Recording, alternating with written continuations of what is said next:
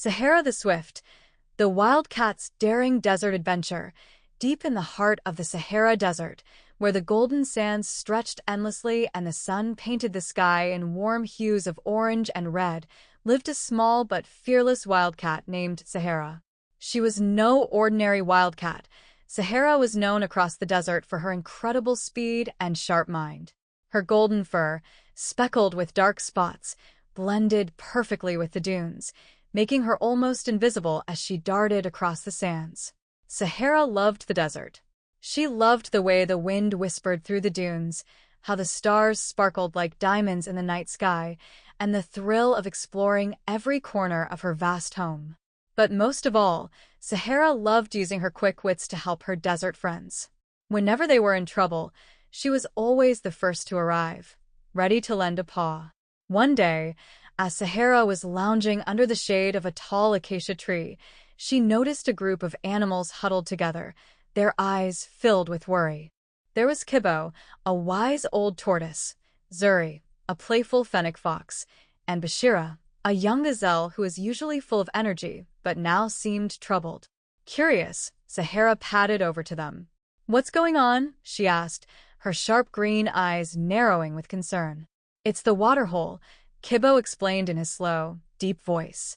"It's drying up much faster than usual. If we don't figure out why soon, the animals of the desert won't have enough water to survive." Sahara's ears perked up. The waterhole was the only source of water for miles, and if it dried up, the desert would become a dangerous place for everyone. "That's strange," Sahara said, her mind already racing with ideas. "The waterhole has never dried up before. Something must be blocking the source."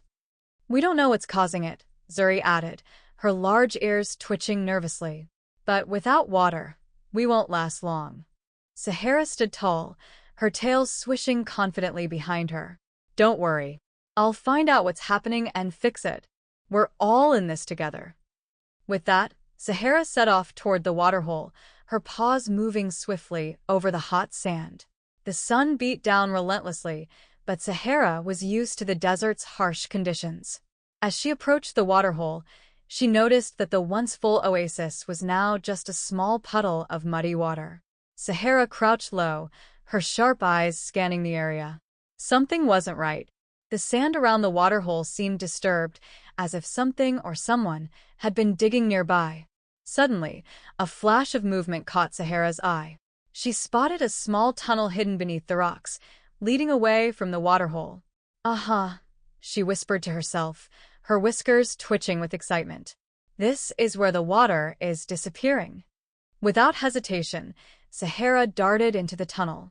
The passageway was narrow and dark, but her sharp claws and nimble body allowed her to move swiftly through the twisting underground path. As she went deeper, she could hear the sound of water flowing, but it was being diverted away from the oasis. Finally, Sahara reached the end of the tunnel and found the source of the problem.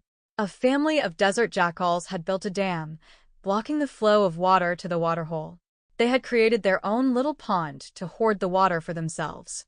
Sahara's green eyes flashed with anger. She knew that in the desert, everyone needed to share the limited resources. If the jackals kept all the water, the other animals wouldn't survive. Sahara leapt out of the tunnel and confronted the jackals. "What do you think you're doing?" she demanded, her fur bristling with fury. "You can't hoard all the water for yourselves. The whole desert needs it to survive." The leader of the jackals, a sly-looking male with dark fur, sneered at Sahara. "Why should we share? We found this spot first."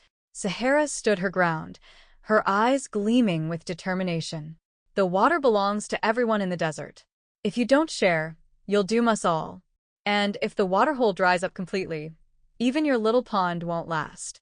The jackals exchanged nervous glances. They hadn't thought of that. "Listen," Sahara said, softening her tone. "If we work together, we can make sure there's enough water for everyone. But you have to take down the dam." After a long pause, the jackal leader sighed. "Fine. "We'll help." With Sahara's guidance, the jackals began dismantling the dam. As soon as the water flowed freely again, it rushed back toward the waterhole, filling it up with cool, refreshing water. Sahara smiled, her heart swelling with pride. Now that's more like it. When Sahara returned to the waterhole, she found her desert friends waiting anxiously.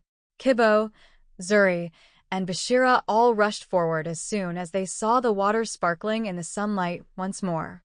"Sahara, you did it!" Zuri exclaimed, bouncing with joy. Bashira dipped her head in gratitude. "You've saved the desert, Sahara." "Thank you." Sahara purred softly. "It wasn't just me. The jackals helped too. It's important that we all work together if we want to survive in this harsh land." The animals of the desert gathered around the waterhole, grateful for Sahara's quick thinking and bravery. From that day on, they knew that no matter what challenges the desert threw at them, they could always count on Sahara to protect them. And Sahara? She continued to race across the dunes, her paws light as the wind, always ready for the next adventure.